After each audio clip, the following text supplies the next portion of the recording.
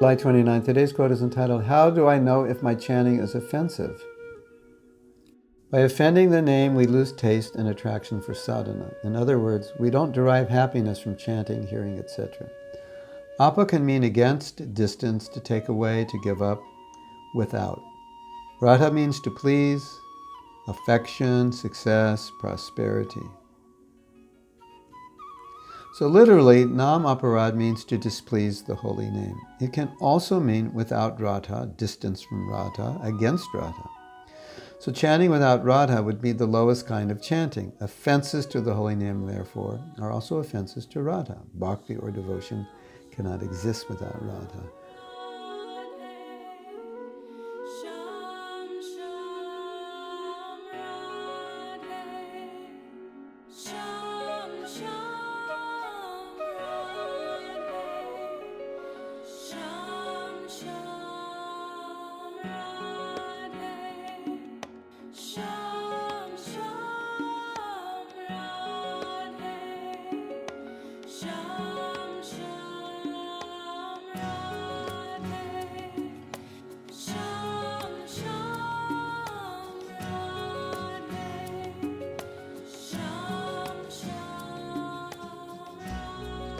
Okay, so that's pretty heavy.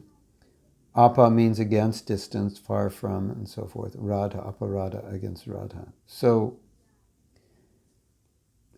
we have to know, we have to be able to calculate in some way if I'm making offenses to the holy name.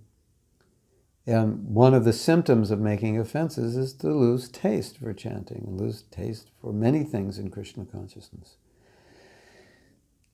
Sometimes we don't know why there's no attraction for chanting. We think, well, I'm just not concentrating, I'm just not putting in effort. That could be, but it could also be that I'm committing offense to other devotees.